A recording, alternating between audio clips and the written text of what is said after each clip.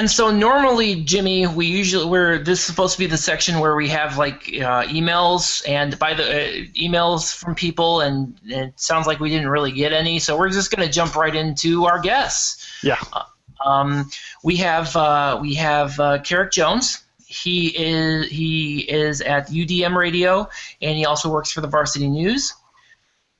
And then we also have Matt Dudek, who is one of the denizens of the Grizz Talk message board. And we're going to go ahead and talk to the show, fellas. Yes, Thanks for having me.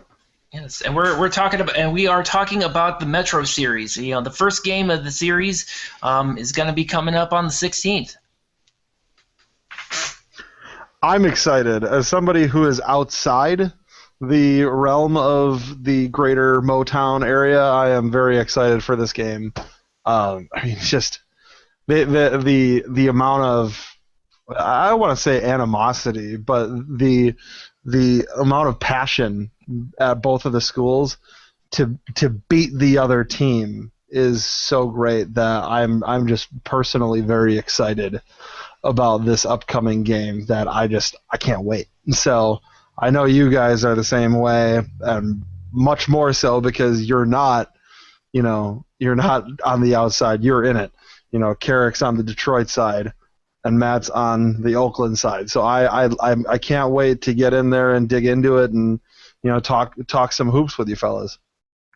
Sounds good to me. Yep, should be a good time. That's wonderful. So Matt, I wanted to talk about the Oakland game today. All right. The big change that I see coming today, obviously, is that Brad Brechting all of a sudden is in the starting lineup. Percy Gibson didn't play much at all. I don't even know if he got even off the bench in the first half. Did not get off the bench in the first half.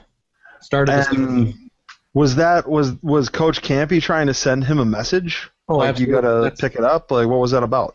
It was absolutely a message. It started at the end of the Valpo game, which we all know how that worked out for us, and continued through the first half of the UIC game, where Percy should be able to be a really big force in this conference. He's built bigger than pretty much anybody else, and he should be able to really run the paint, and he hasn't been. I think Campy hasn't been pleased with just the production that he's getting, and really the effort. More, it's not about the numbers; it's the effort. It's that eye test more than the statistics, and he sat him down. I know that for sure. Campy is a lot more of a taskmaster than some of the coaches in the conference, and he really demands more out of some of his players than you may expect from down the street or here in Milwaukee. Definitely at a place like, say, Youngstown. So it's not a surprise to see him sitting a guy down like this. Probably the good point of the season to do it. I'll sit you in the first half of the UIC game. Do you think that Brechting himself had anything to do with that? Was Brechting, has he been playing well, or was it really just this was more of about a message for Gibson rather than Brechting, let's get you ready because we're going to be looking towards you in the near future? I think it's both. I mean, Brechting originally was supposed to redshirt this year, and coming out of that Spain trip, they decided that he was going to play because he's got a lot to do, but he's got a lot of skills that we don't. I mean, he's a 7-foot freshman that can play some defense, and they talk about his motor that he doesn't stop. So I think that was definitely a part of it, was getting him some minutes where maybe he hasn't seen a bunch, and maybe letting him go a little bit where Campy is known to have a short leash. If you make a mistake, he's going to bench you quick, and he's got some depth so that he can do that. And I think this kind of gave Brad a chance to get some more minutes and get some experience, which is great. But it was also a big message to Percy. He talked about it in his post-game presser today. Oh, he did talk about it in the press conference. It wasn't a secret. There wasn't a speculation. It was a message to Percy of, he talks about Percy's a great guy apparently, and I've unfortunately haven't had the chance to really meet Percy or talk to him much. A little bit on Twitter, but apparently he's just that jovial guy. Someone you just want to hang out with. Great guy. He's a big dude. They list him at 6'9", 271. You'd think that he would. You think that he'd throw the jovial away and start beating some people up in the post. Well, and that was Campy said, but is he someone you want to go to war with? And that's kind of up to Percy to decide. Does he want to go to war? And apparently Felder, after the Valpo game, he didn't do the post-game press conference. He was in the locker room and apparently had one-on-one conversation with everybody and stepped in that leadership role vocally, not just on the floor, but vocally. And I'm sure a big part of that was getting with Percy, who he's known for a while, and saying, look, man, we need you to play a role, and we need you to do it now. So you mentioned war, and too often in sports, people are willing to use war metaphors. Mm-hmm. But this game coming up this week, the Metro Series, and while you guys had a pretty wonderful day today in Rochester, down the road, Karic Jones was kind of ready to pull off the headset and walk out of Callahan Hall in the first half of that game as Valpo, kind of took the Titans to the woodshed. Karic. Yeah, they had it their way with us in the first half. That's for sure. Yeah, it was good. It was good to see that they were able to fight back. Yeah, there's a lot of good things and a lot of bad things about that game. Whatever happened with Chris and Paris, that coach felt the need not to start them. That clearly showed on the face of everybody else in the first half. It's for me, it's same old McCallum, and it's just average, mediocre coaching. I think he's a wonderful person. Don't get me wrong about that. I just don't know if he's a solid Division I basketball coach, and I think that decision hindered the game. But once they got going good. Anton shot really well today. He's been on fire lately. Mm-hmm. So if they can get the pieces going, and all the moving parts, I think they're going to be all right. They're clearly a talented team, but Josh McFarley needs to grow up a little bit, and Paris Bass needs to try, because you could see it on his face that he did not care. I mean, if you look at the box score, I mean, I watched the game itself, so I do have some opinions outside of this box score. But just looking at that specifically, you'll see, a lot of people are looking for their points, their rebounds, and the straight integer numbers. And 16 points and 10 rebounds against the best team in the conference doesn't seem like such a bad idea. But then you start digging, you looked at the guy. He shot 50% from the line, which a lot of the times you're not expecting you're not expecting a guy to go and hit 12 of 12 shots, but you hope that he gets more than 6. Yeah. And then 5 of 18 from the field. He was kind of, to me, it seemed like Paris was forcing everything.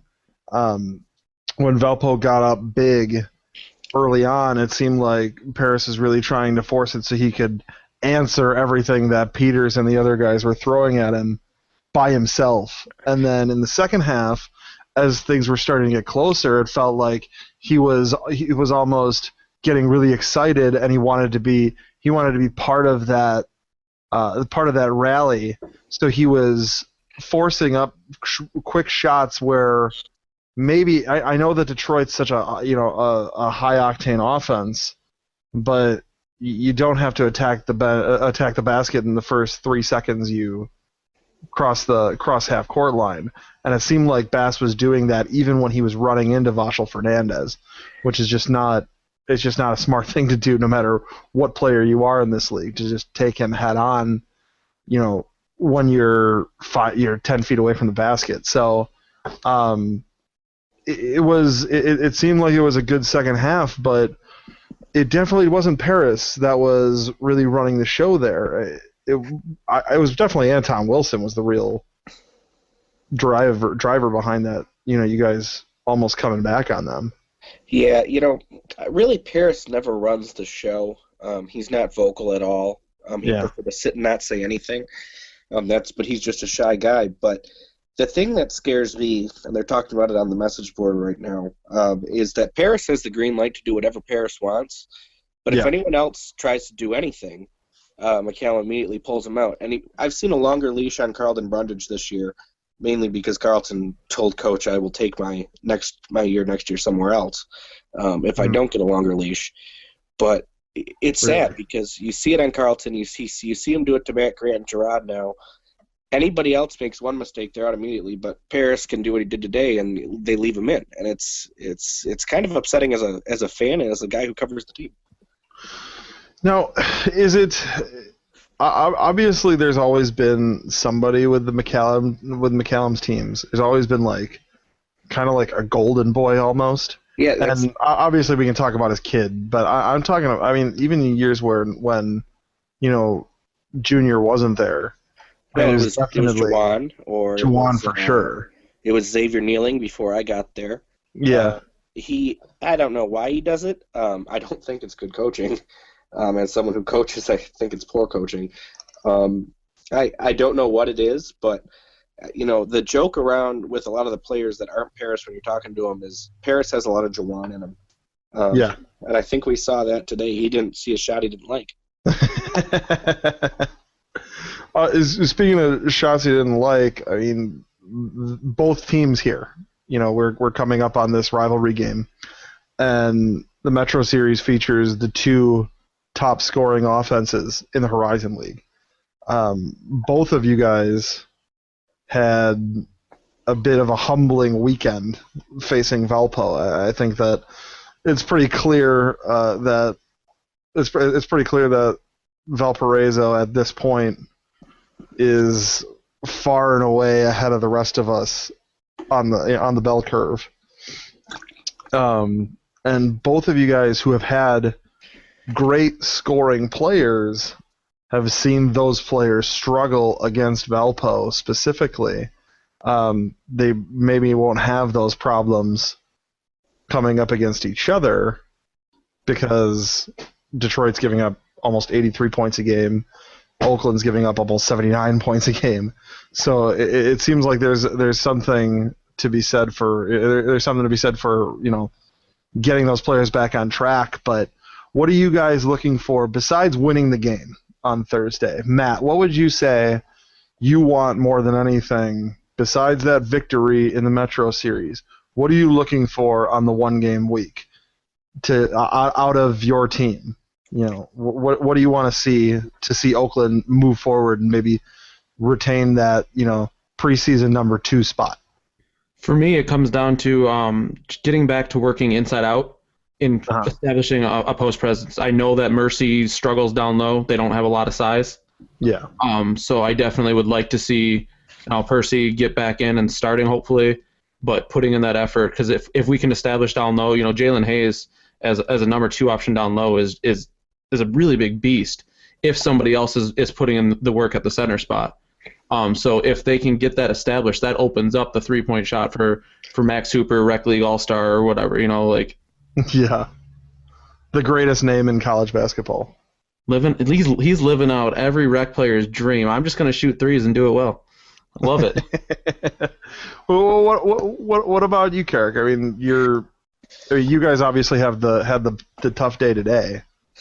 What is it about? Is it about finding cohesion? Is it because Detroit's got talent? I think it comes back to them only having 2 seniors. Mm-hmm. And if you've watched the last few games, coach has really pulled Gerard out of the rotation, and he should, because I watched him tell coach to F off 3 games ago from my seat, sitting next to Perry Farrell from the Free Press, and tried to take him out of the game. And I've heard other guys complain about him. So, granted, if he's going to act like that, he probably does need to take a seat. Matt Grant might be injured. Nobody knows. He was in a walking boot. Now he's out of a walking boot, but he hasn't been playing. So I'd like to see some consistency. I really want to see Josh versus Felder because when I first interviewed Josh, that's the first thing out of his mouth. Yeah. Was I want to shut down Felder. I was his backup in AAU for 3 years. Yeah. And I know him, and that's the cool thing about this rivalry is even though we don't recruit the same circles for players, in Michigan everybody knows everybody. There's not that many AAU programs. Everybody knows everybody, and I just want to see the matchups and the personalities and seeing what Chris Jenkins can do. I feel like Chris Jenkins is in need of a big game on a big stage. He's that kind of guy. He's real cocky. He's real smart, 4.0 kid going to med school.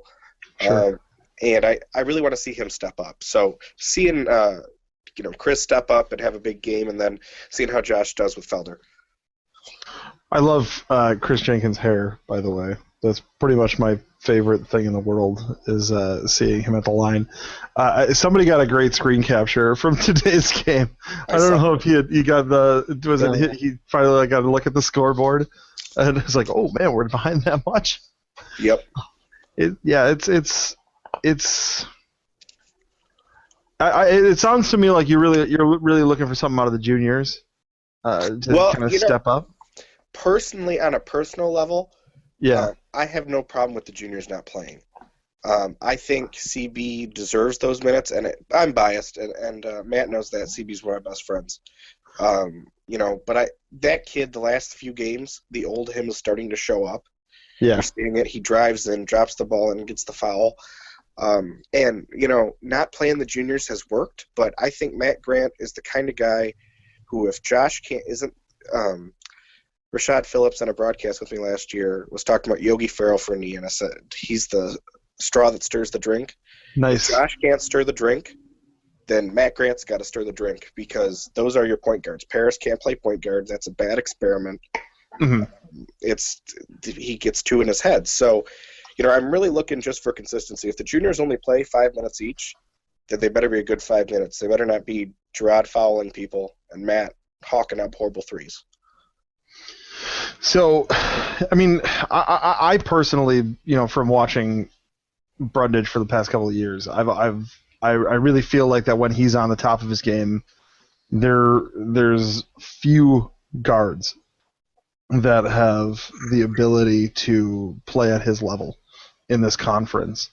And it seems to me like if Detroit has any designs on maybe making a run here, setting themselves up for a top 2 spot, because Valpo's probably going to be there, but I do feel like Detroit, Oakland, obviously I'm biased with Milwaukee, Wright State. I think there are a few teams that actually have a good shot at that number 2 seed.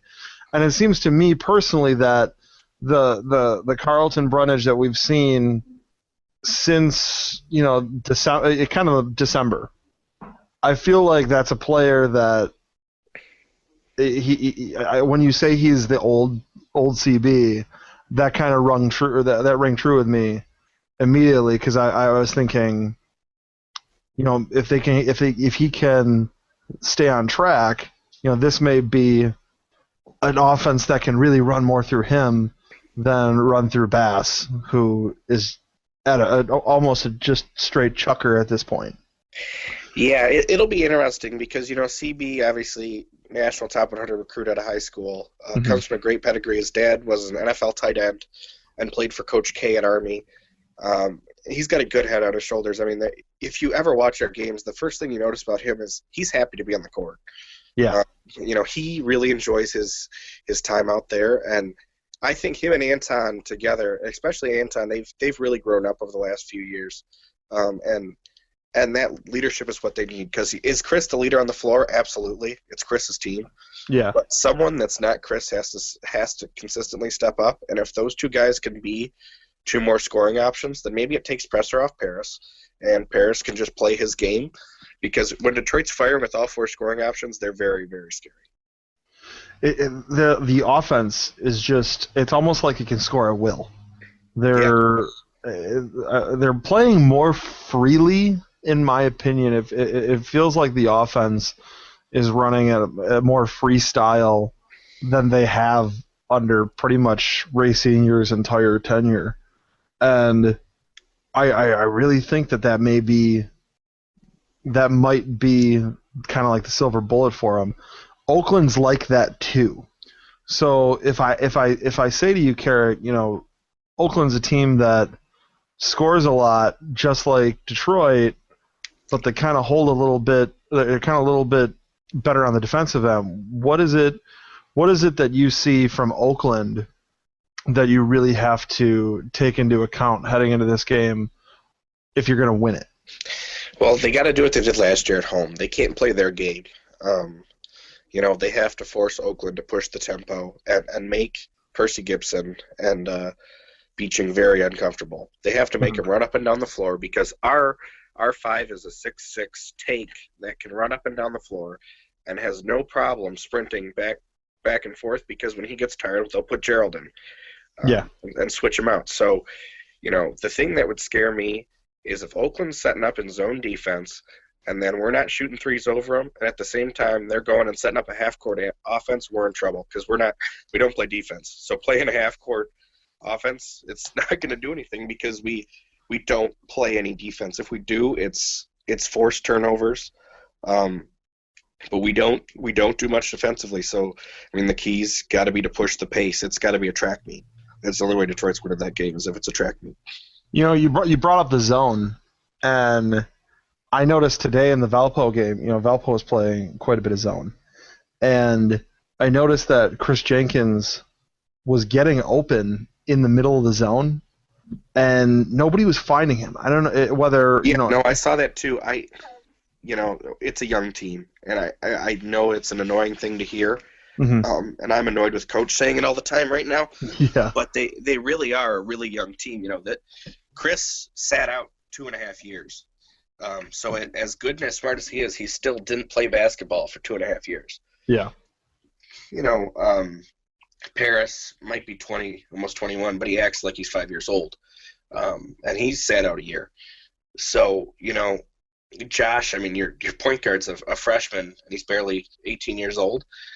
They're young, and they got to find Chris. And Chris has to be even more vocal than he's been. That's the one thing I noticed today. Chris got frustrated and wasn't talking, and that could make or break him. But I think Chris's arrogance and Felder's arrogance are both going to help them this week. Yeah. Matt Karic talks about to win against you guys that they've got to push the tempo. You think that that would be the right move for Detroit against you guys? I would love nothing more than a track meet. I like my team in a track meet. Yeah. So he mentioned the zone defense. I disagree. One thing we were doing today, granted, yes, it was against UIC, is we were doing a lot of full court press and just playing deep into our bench because we should have a lot of depth. And I think that's one place where we get really ahead of Detroit is, their point guard play is struggling. So let's make them make plays right from the end line and see what happens. And I think we struggle with three-point defense. I think that's a campy thing, and it has been for years. Teams go off on us shooting threes. So I don't like the idea of getting into a zone defense, and I say let's run and have a track meet because Felder will go 40 minutes and he's a track star. I'll let Oakland run in a track meet all day. What worries you about Detroit? What can they do that you can see losing that game? They can get hot. They can get hot from three, and that's the killer in Oakland is they don't play good 3-point defense. They just don't get out there, and I don't know what it is, but it's always been that way as long as I've watched OU. Is players that shouldn't be going off do, and they just hit from three. And you know what? If Oakland can't get out to there and the other team's hitting, they're going to be in a lot of trouble. And I think that's really what we saw the only time we have lost to Detroit. You mentioned the 3-point shooting, and it's funny to hear that the 3-point defense at Oakland isn't good, and they're fourth in the conference. But then you really look at the numbers, and they're giving up 34% to the opposing players, which is, it's a green light. If you're an individual and you're shooting over 33%, at least on our team, you got a green light to shoot that three when you have it. Sure. And Detroit, you're shooting 40% from three. That's an unbelievable number. Get hot. The whole season is hot. 137 of 344 is the official number on 3-point shooting from Detroit. The shooting today, it wasn't quite as it wasn't quite so. They weren't shooting a lot. They only shot like 13 threes or 14 threes today, but they were falling. And Karic, do you think maybe the best shot for Detroit in this game is to make it a track beat, but also take it to the outside? Yeah, and that's when Anton and Chris are really going to come in. Chris's shot is horrible to look at. Yes, it is. It's horrible, but it goes in. I don't get it, and it's funny if you go watch practice. Chris mumbles to himself the whole time, and I asked him one day, "What the hell are you doing?" And he said, "Well, I'm counting. I keep my stats." I go, "What?" He goes, "I'm like 1,000 for 1,010 the last like 4 months at practice." He's an interesting character, but his three has really been hitting this year. And I know Anton's the big 3-point threat. We call him King 810. Nothing to do with the band that's gang affiliated. But I like it. He didn't believe it was a band, so I started calling him that. If he can get going, if he gets hot from downtown, he's scary. And the thing about Anton this year has been he's been able to get hot shooting a lot of mid-range shots. So if he goes inside and then steps outside and starts shooting, he's deadly in the corner. If Oakland's playing man-to-man and he can scoot off into the corner for a kick, he's going to hit that shot 9 times out of 10. Yeah. And you can have a hand in his face, you can push him, he's probably still going to hit it. That's what got him offers from Baylor and NC State. So if that's the plan, then it's got to be Anton and Chris. And I don't know if Oakland, outside of Hayes, has somebody that's got the length to cover Anton, because Anton's a guard, but he's 6'6", almost 6'7", and he just got real long arms and real long legs. And, it definitely feels like Oakland, as great as everybody's getting on Oakland, and I think that any Greg Campy coach team is going to be in the mix. The thing that really is glaring to me as far as maybe a weakness of the team is you're missing Dante something awful on defense. You think I'm right on that, Matt? I do. I think Sharon Dorsey Walker is that kind of that. What is he? I think he's 6'5", 6'6". Trying to find it. Yeah, he's 6. He's listed at 6'4". So yeah, he's right in that range though. I keep looking to him and waiting to see if he's gonna. They call him that glue guy. He's a great rebounder, which has been a lot of fun to watch. He's got a good shot, but I keep waiting to see him step into that defensive role. Martez Walker is still trying to find his place too. With that that mid-season transfer, that's always kind of weird with chemistry and everything.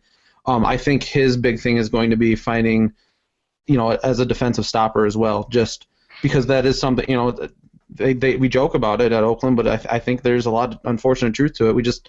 We're not a lot of times great defensive teams. Campy loves to look at the points per possession, and I get that, but then I watch games and the eye test just never feels good to me about it.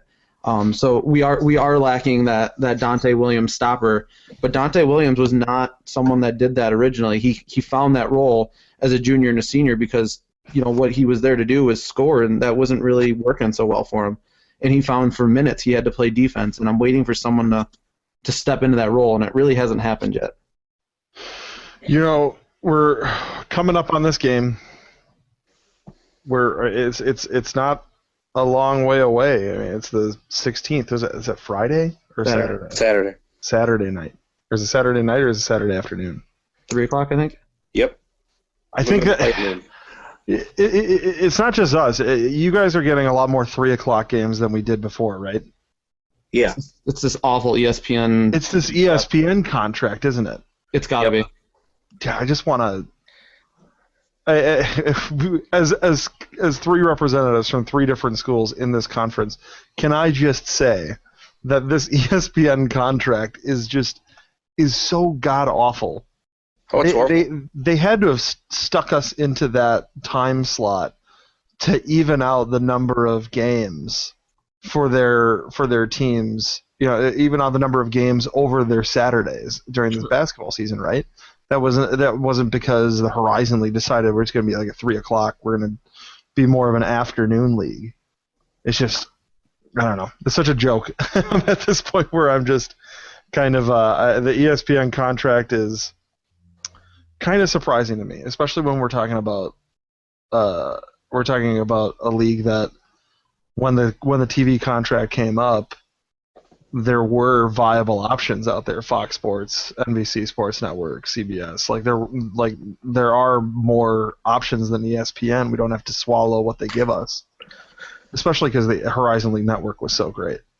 Looking forward to that when we join the Horizon. I'm bummed I didn't get to really enjoy it as long as you guys did. Did that pretty much drop off? Like when you came in, how many games would be in the? It was 13-14. So how many games for Oakland do you think you got to see for like Horizon League Network? I got a good deal because it was great getting to watch. We won soccer championship that year, and I remember watching it on my iPad on Horizon Network, going, "This is awesome!" Like, couldn't make the game, sitting on my couch watching the soccer game, and it was cold out that night, so I didn't want to be there anyway. But like, the Horizon Network when we came in, I thought this was just the coolest thing, and then when I heard that we were going to ESPN, I was like, okay, cool. I figured it was just going to be broadcast there, but still the Horizon Network, and really this ASN ESPN3 thing has just not been as great as I think the Horizon Network seemed to be for the little bit I got to enjoy it. Karic, when did you start at Detroit? The fall of 2011. Okay.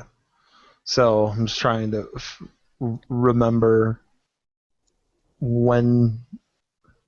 So you at least got to experience HLN for a couple of years. Yeah, 3 years. Yeah. And there was a point where every sport, just about every game was on there except for what was actually on television, like on the guide. Yeah, the only complaint I ever had about it was not watching it, but being in the arena during production. Those guys were in the way everywhere. Go to set up my equipment, they were in the way. Go to eat in the media room, they were in the way. Yeah. But other than that, I mean, it was great. And the thing now that really sucks is Comcast dropped ESPN3. So I pretty much have to go to the bar to watch the game, which is not fun for away games at all. That's unfortunate. There's no Comcast support for ESPN3? It's not included in like the basic 90 channel package or whatever. Oh, okay. And I'm not going to make my parents pay for it for a month. So really, because all our away games are in February. So and we don't get it on campus. So if I was on campus, I wouldn't get ESPN3 either with their package because they're with DirecTV. So it's kind of a pain. And ASN. I mean, we don't have. I mean, Matt, I think you can test this. I don't get ASN in Mount Clemens. I had never heard of it till we had it. Well, it's what it is it's Sinclair Broadcasting, so it's like it's syndication, and they put together a bunch of channels. So like here we have the My TV, like the My 24 is what they call it here. It's what used to be like UPN, and that channel is like the American Sports Network's Milwaukee affiliate, and then in Detroit it'll be a different affiliate. And I know there's some affiliate. Is there a local TV station that does like one of your games? Well, we've got Oakland is on My TV 20, which would be the equivalent to you, but which is an ABC broadcast. But it's not ASN, I don't think. Okay. Cleveland State, by the way, their affiliate is in Canton, which is 90 miles away. Where Cleveland State is on high demand. Yes, of course it is. Thanks for popping in there, Bob. But he's doing work, so I wanted to bring up at the end of the American Sports Network talk, I was watching the game today. The Detroit Valpo game was an American Sports Network broadcast. And the opening started with this woman who I made a crack that she looked like the chief from the Carmen Sandiego TV shows. And great line today, Jimmy. Yeah, Paul Oren really liked that one for some reason. But Jimmy, you know that lady's dead, right? Yeah. My mom watched the District show that she had been on, that Craig T. Nelson CBS like whatever show, that like cop show. She was on that show when she died. So I remember that she died, but getting past the chief, the woman who was running the studios, there was no analyst in studio. It was just the woman, and the studio itself was really nicely done, and she did her job wonderfully, but they had this like 3-minute opening segment. It just made me slap myself on the head because it wasn't the studio, it wasn't the I wish I remembered her name, but it wasn't the woman running the show. They were both very well done. The graphics were very well done, but whoever wrote the copy for the opening of the show should get smacked in the face, because whoever wrote this, she comes on and she says, the battle here between Detroit and Valpo is between two undefeated teams. And if Green Bay loses later today, that team that wins this game will be in the first place in the conference alone. And I was just like, oh, God. This person, whoever wrote this yesterday morning. And if somebody on ESPN3 is thinking about passing through and checking out Valpo because they hear all the national guys, gushing about Valpo, they come on there and they see, oh, Green Bay's got a game later today. Maybe they'll be in first place. Maybe I'll check that out. And then they'll be like, where are they? Maybe they'll look at the box scores and see, oh, Green Bay lost to Youngstown State yesterday. Maybe whoever was writing the copy shouldn't put that on there. Hey, losses to Youngstown happen. I want to talk about it. Hey, and for the record, yeah, I got up to take a leak right at the start of the second half. Their producer was, I'm pretty sure, asleep. Like while the two guys were talking next to him in the first row next to the Valpo bench. His eyes were closed. His head was on his hand. And I walked by him and I looked at our usher, and our usher's got to be 100. That's right there. He goes, I don't know. And I go, okay. But he definitely looked like he was asleep. So your usher's younger than your gym, at least. That's nice. It's not 100 years old. It was the 50s, right? Yeah. Yep. It was built in the 50s. The same guy who built Cameron built it. I'd like to see that gym packed to the gills, because that place is hard as hell to win in. Come to a high school game. You guys do high school games at Callahan? The state quarterfinals are always there for D1. Nice. They were kicking people out last year. When Josh and Gerald played U of D Jesuit, they were legitimately kicked, because it's U of D Jesuit's home court. With Cassius, they draw too many for their 2,000-seat gym. They probably draw 3 or 4 there. And granted, U of D Jesuit has tons of rich alumni that follow them for every sport, everywhere they go. But yeah, no, they pack it for high school. But the reason we don't pack it has to do a lot with the school having no money and people in Callahan not getting creative enough. But I think the new marketing guy will do a lot better than the previous few years. Yeah, we have this person who came in from UW Whitewater, which everybody knows UW Whitewater is this D3 football powerhouse. And she comes in to do the marketing for our program, and I think that she does this fantastic job when we haven't had anybody really running the marketing for a long time. And I feel like she's doing good, because you see stuff on social media. And then I look at you look at the attendance, and our attendance is down to like right around 2,000 a game. And it wasn't that long ago where 2,000 a game was, it would be an embarrassment. I mean, 2,000 a game is what we would expect if we were playing a small Christian college outside Chicago. And now that small Christian college outside of Chicago is about 1,500 or 1,300, and it's really kind of depressing to see those attendance figures. 2,000 a game at Cleveland State is called a packed crowd, Jimmy. Yeah, I think Cleveland State should consider playing in the Woodling Gym. But here's the other problem, and that's just to your point. Cleveland State just signed that agreement with Quicken Loans Arena. Yeah. And that's a 20,000 seat venue. And because the Wolstein Center is not big enough at 13K. Oh, of course not. Well, here was my question, and this is, and I was always surprised I was thinking, okay, well, great, the Q is going to be, I know the Cavs, they've got this big sales and marketing machine. Let them have at it. Yeah. 3,600 for the Kent State game, 3,200 for the Ohio U game, and the Wolstein Center, which they are supposed to be managing the events for. They haven't even cracked 2,000 in any of the games yet, I don't think. I think Belmont possibly, but I didn't have the attendance figures for that. That was a good game that you guys won. That we actually won, yes. Yeah. But every one of them, and the non-D1 teams that we had there, it was a ghost town. that or the Oakland Valpo game the other night. That looked pretty fantastic on television. 41-10. Pretty loud too. Was that a straight sellout? And then some. That set a new attendance for the arena. Wow. That was what was the previous high? 4,100, I think. They announced it. I think it was 41-10 for the Valpo game. Yep. I think the previous high was right around 4,000. That's when you're at a sellout with standing room. You're right in that 4,000 mark.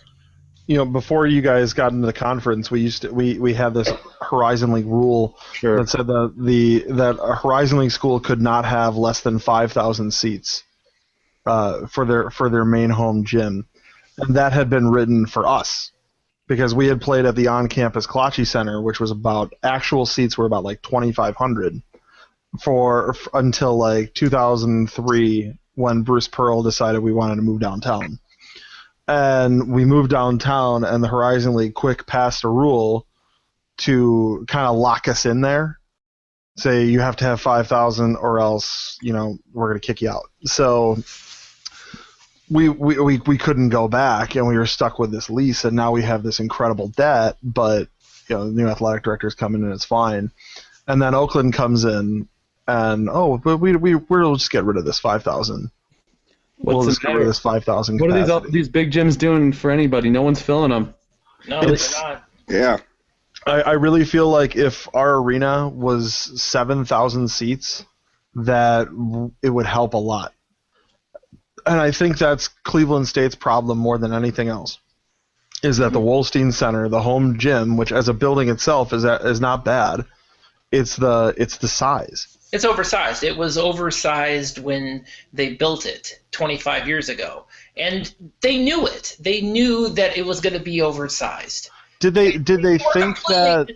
And they didn't even have any insight, knowing full well that down the street they were building the Q.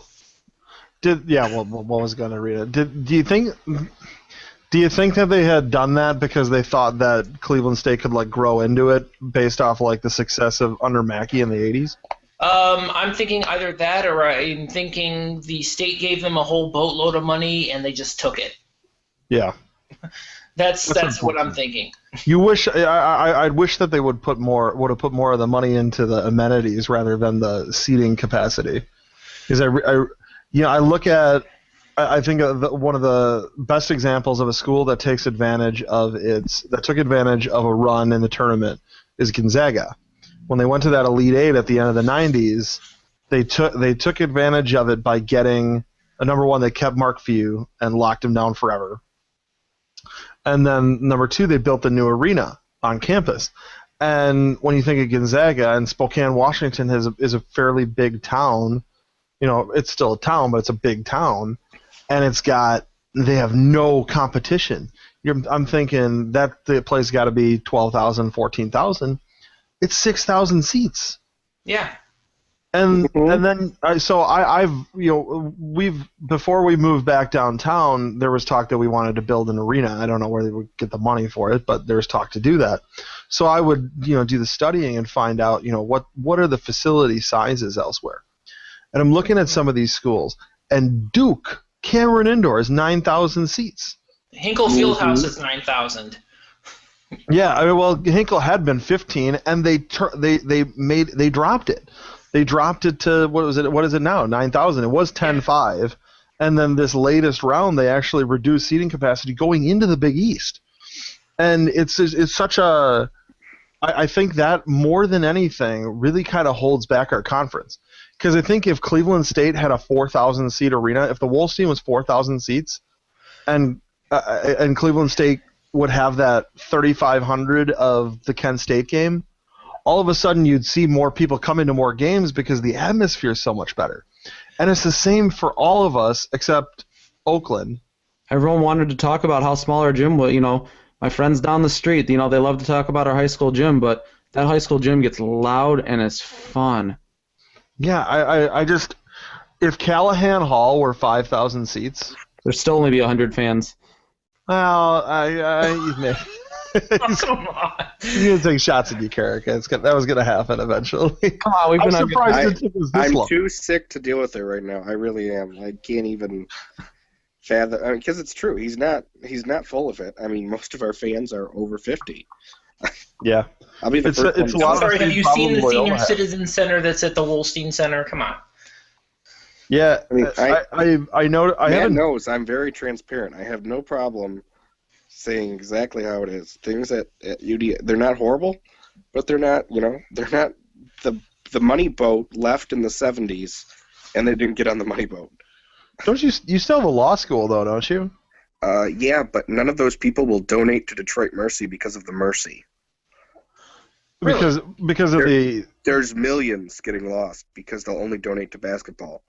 There's two guys. I'm not allowed to know their names. I've talked to both of them. They're in their mid-90s. They roll up in Bentleys with butlers. Ooh. They refuse to donate to anything but the basketball team. Yeah, I saw them. We went to a game. A couple friends and I, Jose Matamoros, who's since graduated, and then a couple of our former donors. They don't like Jeter. Bob and Jabba Jack. And anyways, we did the Detroit trip. Obviously, this was before Oakland. We did a trip to Detroit in 2010, I want to say. It was like January of 2010, or maybe it was January of 2009. But we went there, and we pull up, and swear to God, like two like Bentley Flying Spurs. Mm-hmm. Or like one guy must have had like the guy they got out and they were as old as dirt. But, Oh yeah, the but one it's like, guy, I think yeah. He must have talked to Keith Richards and got the like living forever potion because he's got to be 100. But yeah, he's got a butler, and his butler only refers to him as sir, and he sits next to the AD, so he must be given something. That's incredible. Wow. I remember seeing Dave Bing at the game we went to. Yeah, that was when he was Mayor mayor. then? He was mayor then. He was mayor at the time, yeah. Yeah, because I know he was mayor, and then was he mayor before or after the bankruptcy? I cannot remember. Before. Yeah, I think He loved the bankruptcy. bankruptcy got blamed on his shoulders, if I remember correctly. Yeah. I'm sure that wasn't his fault. He just No. kind of. There's plenty of reasons, but I mean the really good thing about Detroit, and while the four of us are here, we may as well talk about this Horizon League tournament. The really good thing is it looks like there's investment in the city itself for the first time in a long time.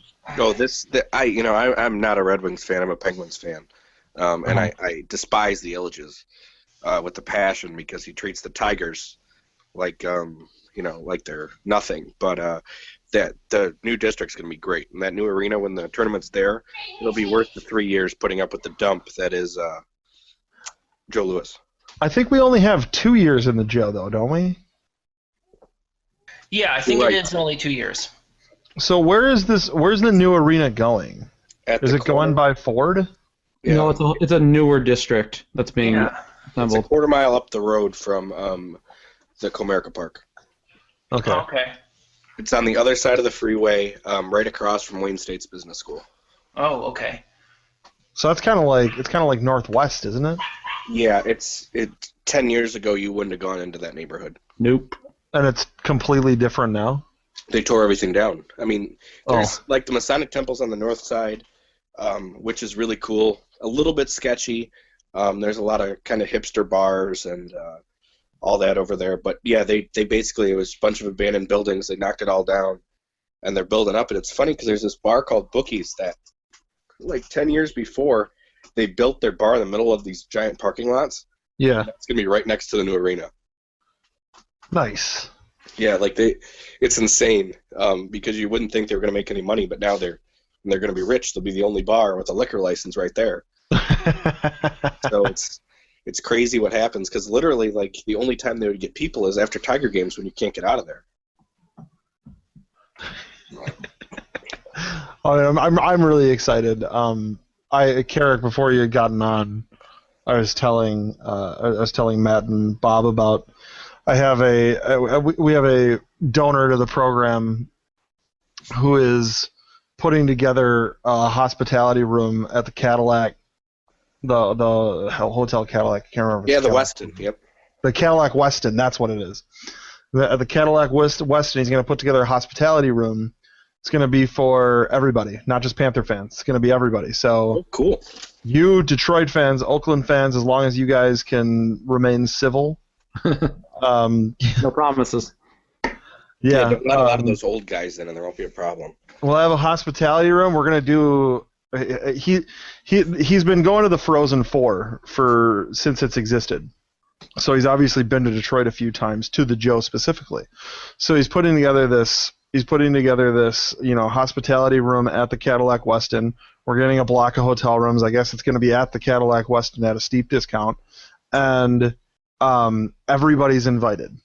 At the Frozen Four, he started this same kind of thing. It's a different city every year, but it started with like 10 people when he started really putting it together in the early 90s, and it's up to over 200 now. They do like 100 hotel rooms in a block in Tampa this year for the Frozen Four. So he's really looking to do this, with the Horizon League tournament in Detroit. So we are really excited about it with us, and I'm really happy because I really feel like we've all talked to each other for so long on Twitter and on the message boards. I mean, obviously Matt's still relatively new. This is coming up on year 3 in the Horizon League, and Karic, you're still you've only been at Detroit for 5 years, so you guys are still pretty new. But Bob's been around a lot longer than I have, and I feel like when it first happened, and you guys obviously know the stigma that Detroit has everywhere else, and I was as loud as anybody else. I'm probably louder than most about ripping this idea about doing this neutral site at Detroit. And I actually feel really bad because the last time I really ripped it, I had gotten into an argument with Reggie, of all people. Oh no! And it was a week before his car accident. Yeah, that's the one thing that's really got me upset about it is, I was in Pittsburgh with him, and I'm so happy I went to Pittsburgh with him. Yeah. And I didn't go with him, but I met him there, and I swear we were at the bar until 1. But he wanted the tournament there so bad, and just the way everything happened it's heartbreaking because that was his one thing. He wanted to show off the city to everybody. So it's going to be tough for a lot of guys not having him there, but it's we're going to put on a show, and we're off the red carpet. And it's going to be good for the city to get some basketball going. I mean, I don't think there's been outside of the NCAA tournament basketball in downtown Detroit in a long time. Outside of all the stuff that happens at Ford, like the MAC title game and the actual games. There's hasn't been basketball since the Pistons and the Titans moved out of Cobo, and that was 80s, maybe even earlier. So it's really the first time they've done basketball, which I'm a little nervous because the sightlines to the Joe are already not nice. I could only imagine if you get an Oakland-Detroit final and that place fills up.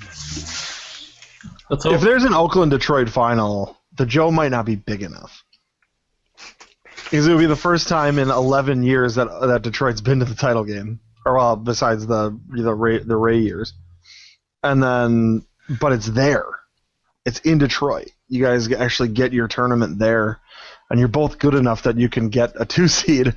It's just, you wouldn't even have to win the regular season title to get the home court advantage with a Valpo or somebody else in the title game.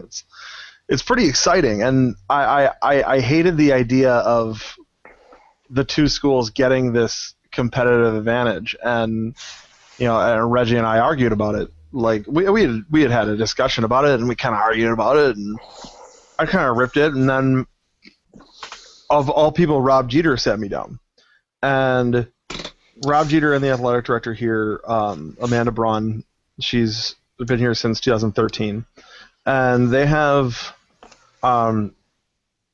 They don't have the best relationship. They get along, but there are a lot of times where they won't agree on certain things. And I was really expecting, Rob as as the basketball coach to hate this idea that Amanda signed off on. Obviously, your two schools voted for it. Gary Waters loves the idea, so Cleveland State he voted recruits for it. Detroit so damn well. Yeah.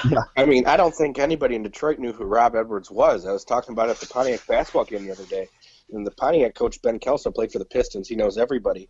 He goes, that kid was horrible last year, and now he's dropping 20 points a game for Cleveland State. So, and that's why I didn't think he was going to do what he's been doing this season, because I really thought he was going to be behind a bunch of people, and all of a sudden he's pretty much he's the man. He's de facto because of the talent vacuum. He's de facto things that need not team. be explained anymore. Because but yeah, for whatever reason, and because Gary's obviously he's a Michigan guy. I mean, he graduated from Ferris State, I think, many years ago, and he was in Michigan forever. And so it's not surprising that he's all over Michigan. Hopefully he'll and I want to say he's expanded into actually the Cleveland area, and he has on a couple of occasions, but we've got to get a little further down state. Yeah. I wanted to finish the point that I was making. Amanda Braun had pitched to me after the move was going to be made. Obviously, I broke the story on Panther View. And then I had found out that the two holdouts that voted against the tournament were Valpo and UIC. And so I could have told you Valpo was going to do that. Well, I'll tell you that my sources on the story were not Milwaukee people. So you can guess what two schools I got my sources from. And I talked. So I went to Amanda and I said, "Why would you vote for this?" And she gave me some line about student athlete experience is better. They won't have as much travel because it will be all on one weekend. It'll probably be after either this year or after next year's tournament. It's going to go from Saturday to Tuesday to Thursday to Sunday. She gave all sorts of certain lines, and I wasn't really convinced. But I was like, for you, because you're our AD and and we get along very well. I'll give you the benefit of the doubt this year, and we'll see. And that was in May, or it was a couple weeks after I broke the story. So this past Saturday, we lose to Wright State. And I was sitting in Major Goolsby's, which is a fantastic sports bar. I've had several beers with a good man by the name of Reggie Hall on his road trips to Milwaukee at Major Goolsby's. And I'm sitting at Major Goolsby's. They do the post-game party afterwards. There's usually about 150, 200 people there. It had pretty much filtered out. J.J. Panoski and his family of like 40 people were on one side of the bar. In the other corner was myself and a couple of guys that run the Black and Gold Club, the Booster Club, and then Rob, Coach Jeter. And I had expected him to really be against the idea of the Detroit tournament. And instead, he kind of said, he said, look, this is what it is for the next 5 years. So even if you don't like it, this is what it is. But let me tell you something. This is him speaking to me. He says, let me tell you something. I think it's going to succeed. And he's like, he's like, the Illiches through Olympia, they know how to promote, and they do a really good job of promoting whatever's going on. They promote the everything they promote does very well. And he's expecting that Detroit, having the central location, instead of talking about how we don't have fan bases that travel, which none of us really do. Valpo kind of does, but not really. None of us really have fan bases that travel, and some of us, like Bob down there, don't even have fan bases to begin with. So, thanks. I'm just messing with you, buddy. They don't even travel to their own state or their own arena. So Jeter's sure so we Jeter do says, on our rascal scooters. He says maybe it's not so bad that it's in one place. He's like because this is going to be an opportunity for the fan base to grow. People can plan ahead to do these amazing, to get a big group and you can make an amazing thing out of it. And we may have, we may put 5,000 fans in the Joe, which doesn't sound like a lot, but it's more. It's what the Arc holds in Valpo, and and if everybody knows that it's at Detroit, they can plan ahead. I mean, I know probably 6 or 7 guys that got their passports taken care of so they could go to Windsor and gamble during the tournament. Well, gamble and the clubs there are fully nude. That's the other reason. Oh, really? Really? Well, I wonder if I could expedite a passport card. If you have an enhanced ID, you're good. Yeah? Yep. I don't know if I have an enhanced ID. That's a Michigan thing mostly, I think. Oh yeah, I think you're right. Michigan, New York. Yeah. Yeah, in Wisconsin we don't really. They're big on IDs, but it's mostly voter ID that they're big on over here. Oh. No comment on your governor. Yeah, we love him. We actually have a practice facility on its way. The students are pulling in a $25 fee per student per semester, which by the time it's done will bring in about $25 million, and it's been in place since 2010. It's got several million dollars in the fund gathering interest, but the problem with it is that we don't have enough money to build this practice facility yet. The plan was to build $13 million practice facility, and we don't have the cash for it up front, so the plan was to put $13 million in the state budget, have it in there, and then as we get the money from the students, put it back into the state budget at a zero net cost to the taxpayer.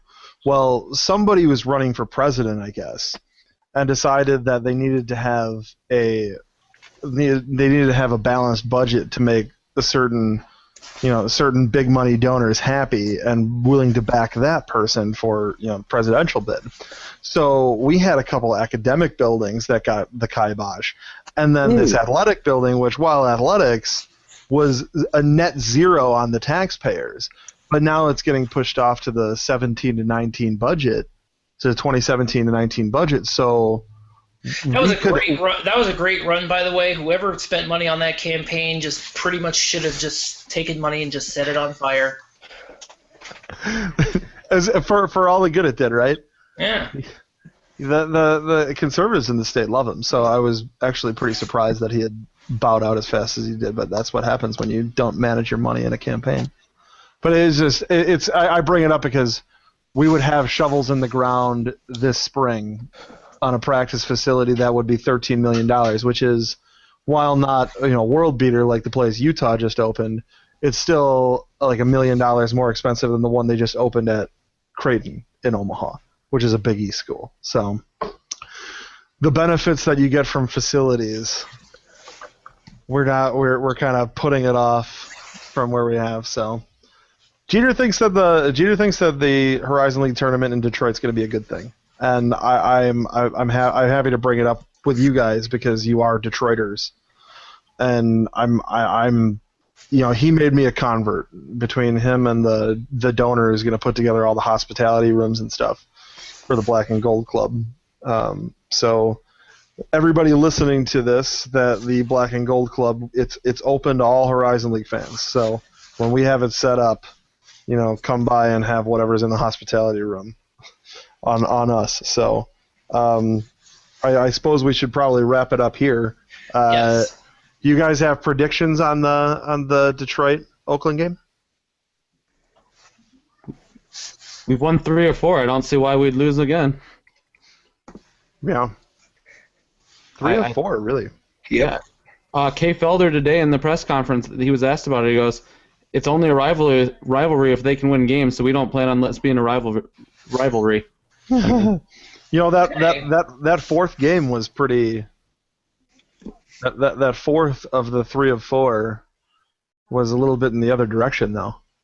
It was the third one, I think. No, it was the fourth. Was it fourth? Okay. Yeah, we got our asses handed in one. That's for sure. Yeah. The rest of them, Yeah. I think we're the better team, and we're gonna do our job. Karic? I'm not going to give a prediction, but I think there's some keys. Paris has to shoot well, but it's got to be a team game. If they play a team game, they'll have a good shot at winning. And really, like I said earlier, really excited to see Josh and Kay go at it. All right. Well, I think we should pretty much wrap it up by now. I'm thank you guys for sticking around a lot longer than Hey, no problem. we had talked about. I thought this was a fantastic job.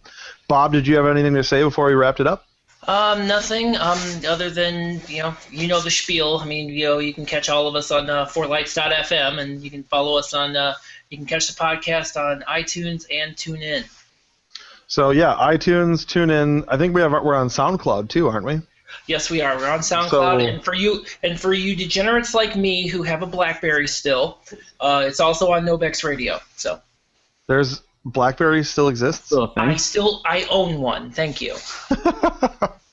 I might get a BlackBerry, or I might get a Razr. I don't know. Do you still make the Motorola Razr? Yes. Yeah. No. Of course not. They moved it over to Droid. No. BlackBerry actually makes an Android-based phone now, but it costs $750. So. $750. Well, with yes. Open source programming system. Great. All right, guys. Well, thank you very much for coming on the Horizon Roundtable. This was actually a roundtable today. Bob McDonald from Cleveland State, myself, Jimmy Lemke from Panther U, Karic Jones from UDM Radio and the Varsity News at the University of Detroit Mercy, and our always a good friend, Matt Dudek, the drummer guy from Oakland. Thanks for having me on, guys. Thanks, guys. I appreciate it. Have a good one. We'll see you guys next week. We'll see you next week.